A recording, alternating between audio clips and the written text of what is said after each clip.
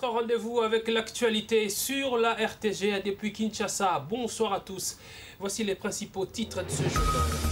Le ministre de l'Intérieur a réussi le test du Sénat. Le projet de loi électorale défendu par Ramazani Chadari a été envoyé à la commission PAJ pour toilettage. Le vice-premier ministre a attiré l'attention sur la nécessité de son adoption. Trophée Mukendi Bayi. Le prix de l'entrepreneuriat féminin a été décerné à l'ADG du groupe de presse L'Avenir, Christelle Mwabili-Midagou. La cérémonie a eu lieu à la Maison des Finances. C'est mardi aujourd'hui et nous ferons le point sur l'environnement avec Dieudonné Sidia, notre expert maison. Nous parlerons de la mise en œuvre de la foresterie communautaire. Augustin Poy, directeur exécutif du CODEL, sera notre invité.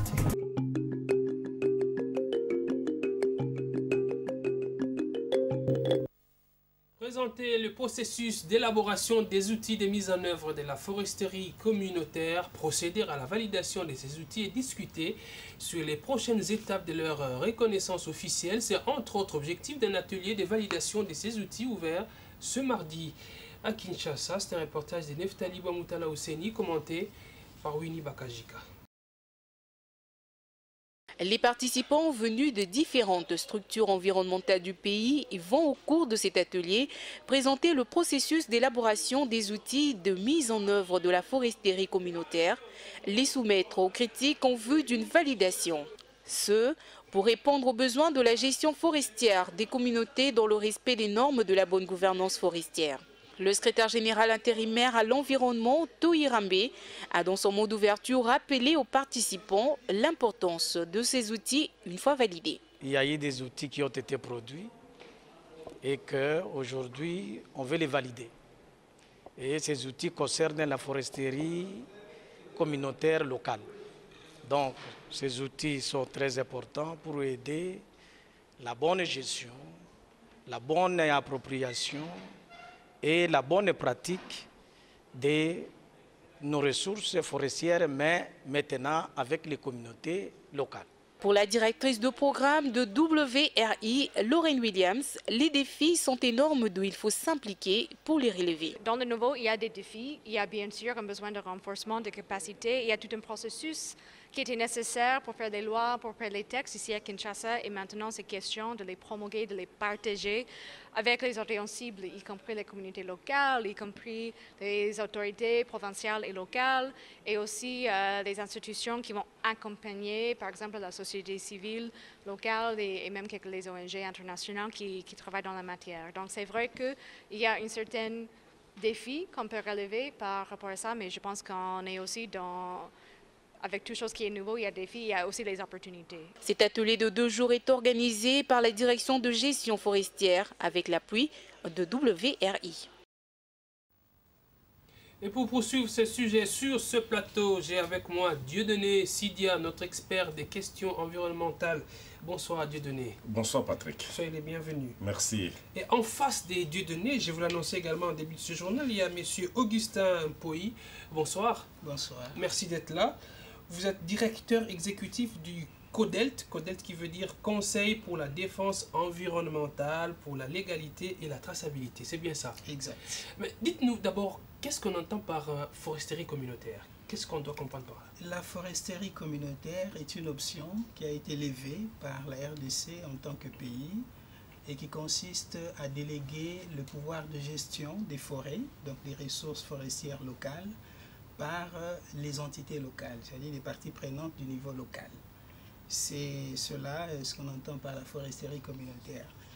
C'est une option qui a été levée par le Code forestier en 2002, c'est l'article 22 qui prévoit le droit pour une communauté locale qui dispose d'une possession coutumière sur une forêt, d'obtenir sur cette forêt un titre qu'on appelle une concession forestière des communautés locales. Voilà. Alors cet atelier qui s'est tenu ouvert ce jour va valider les outils justement pour la foresterie communautaire. En quoi ou à quoi vont servir ces outils?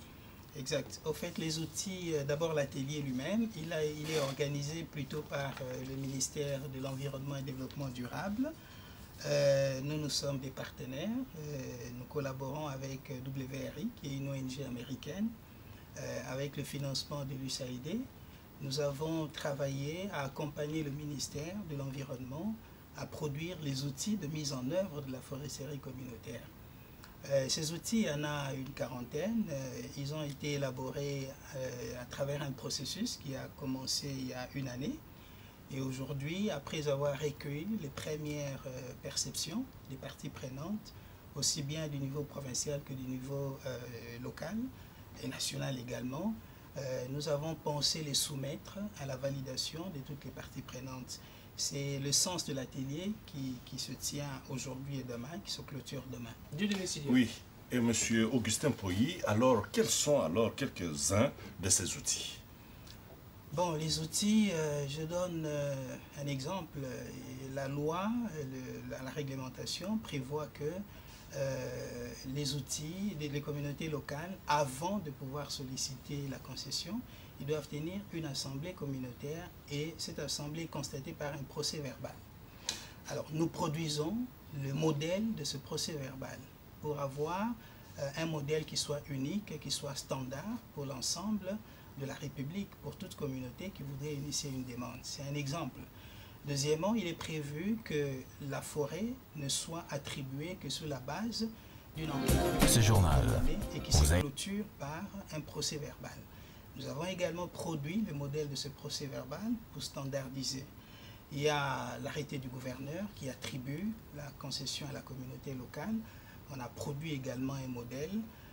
Voilà, c'est un ensemble des documents qui sont soit prévus pour être élaborés par les communautés locales, soit prévus pour être délivrés par les administrations locales ou provinciales.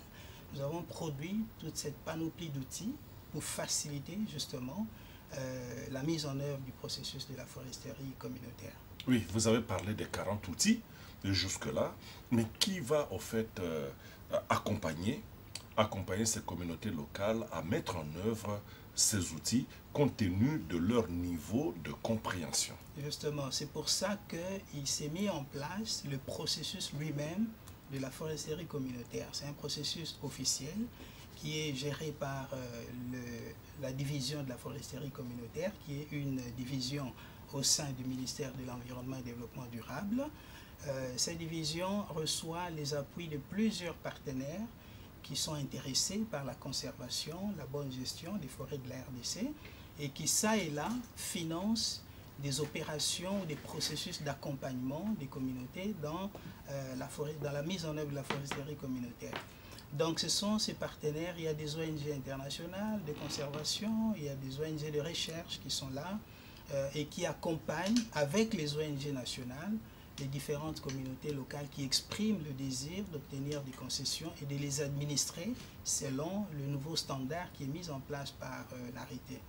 Donc elles ne sont pas seules, il y a tous ces partenaires qui les accompagnent, il y a des financements internationaux qui sont prévus justement pour accompagner les communautés locales dans cette dynamique et tout le coût du développement de la foresterie est généralement couvert par les différents partenaires à travers les projets qui sont mis en œuvre. Croyez-vous vraiment que ces outils aideront les communautés locales à jouir de forêts congolaises, d'autant plus que nous savons que depuis la promulgation du Code forestier en 2002, vous le savez, il a été demandé aux exploitants forestiers industriels de signer des clauses sociales. Ces clauses ont été toujours signées, mais non respectées. Mais aujourd'hui, vous mettez des outils pour la gestion, pour la bonne gouvernance de concessions forestières destinées aux communautés locales. Est-ce que vous croyez vraiment que ces outils vont les aider? Sinon, on ne serait pas là à faire ce travail. Nous voulons être optimistes. D'abord parce que ce n'est pas absolument le travail des partenaires du gouvernement. Je pense que le gouvernement a une part de responsabilité pour pouvoir réussir le défi de la mise en œuvre de la foresterie communautaire. Nous avons une expérience de centralisation du pouvoir, de centralisation des décisions qui a nui finalement aux milieux ruraux. Et ce que le Code forestier a essayé de faire, c'est d'inverser la tendance, de faire en sorte que les milieux locaux soient découpés et délimités et qu'ils soient mis sous la responsabilité des communautés locales pour décider elles-mêmes de ce qu'elles veulent faire de leur terroir et des ressources que ces terroirs renferment. Maintenant, seules les communautés ne pourront rien faire. Nous sommes là pour les accompagner, mais il y a également la part de l'État qui doit être là. Nous voulons la sentir. C'est bien d'être accompagné par les partenaires, mais il y a une attente que l'État, à tous les niveaux, national, provincial et local, joue son rôle. Et je pense que c'est de la combinaison des apports des uns et des autres que nous allons réussir le défi de la mise en œuvre de la foresterie communautaire dans notre pays et nous distinguer des autres pays de la sous-région, comme le Cameroun, dont l'exemple ne semble pas assez un exemple réussi et modèle. Nous voulons construire une expérience modèle en ce qui concerne la RDC. Alors, Monsieur Augustin Mpoy, est-ce que vous pouvez nous parler brièvement de votre organisation, les conseils pour la défense environnementale, pour la légalité et la traçabilité? Qu'est-ce que vous faites exactement? Alors, CODELT, c'est une organisation, elle est congolaise, ce n'est pas une ONG internationale, nous sommes une ONG congolaise, nous avons une vocation environnementale. Nous travaillons sur l'appui à la formulation des politiques publiques qui sont liées à l'environnement et gestion des ressources naturelles. Mais nous travaillons également à la mise en œuvre de ces politiques dès lors qu'elles ont été formulées et adoptées. Et notre travail, justement, c'est de concourir à la formation des uns et des autres, des administrations centrales, provinciales et locales, parce que nous avons investi le temps à étudier tous les textes qui touchent pas seulement aux forêts, mais à tous les secteurs connexes, l'aménagement du territoire, le foncier, la conservation, les mines, les hydrocarbures et l'interaction qu'il y a entre tous ces secteurs. Et de ce point de vue, l'expertise que nous avons construite, nous la mettons à la disposition du gouvernement, des administrations, du secteur privé, des communautés locales. Voilà ce que nous faisons. Et ça se passe bien votre collaboration avec l'autorité publique, le gouvernement, disons. Surtout que vous faites trop de pression aussi. Nous faisons des pressions et il faut faire les pressions parce que il faut davantage responsabiliser ceux qui ont le pouvoir. C'est eux les décideurs, c'est eux qui ont l'impérium et nous faisons des alertes quand il le faut.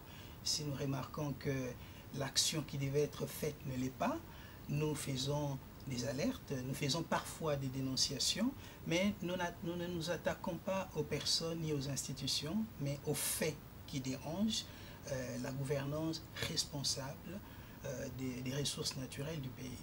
Et nous le faisons tellement de façon professionnelle que notre rôle est accepté par les pouvoirs publics, ce qui justifie toute la collaboration que nous avons avec les services de l'État, le gouvernement, les administrations, 15 ans déjà. Avec la permission de Patrick Pézo, on constate que CODELT ne s'attarde beaucoup plus que sur le forêt, mais pas d'autres secteurs. Pourquoi? Non, je pense que c'est une vision limitée. CODELT n'est pas que dans les forêts. Aujourd'hui, nous sommes très impliqués. C'est comme Greenpeace, hein? Oui, mais nous ne sommes pas Greenpeace. Il nous est arrivé d'être des partenaires sur certaines questions particulières, mais nous sommes CODELT. Et nous ne sommes pas que dans les secteurs forestiers. Nous accompagnons aujourd'hui, je ne sais pas si vous êtes au courant, que le pays a adopté une stratégie nationale cadre, RED+, qui est assortie d'un document programmatique, donc le plan d'investissement, qui prévoit des réformes multisectorielles en matière d'aménagement du territoire, de foncier, de forêt, d'agriculture. Nous sommes sur tous ces chantiers en train d'accompagner les pouvoirs publics, les partenaires au développement dans la mise en œuvre de cette stratégie. Merci. Donc on n'est pas que dans les forêts. Merci beaucoup Augustin Mpoy. Je rappelle que vous êtes directeur exécutif du CODELT. Merci d'avoir accepté notre invitation. Merci. Merci également à Dieudonné Sidia, notre expert maison des questions environnementales. Merci à vous. Nous allons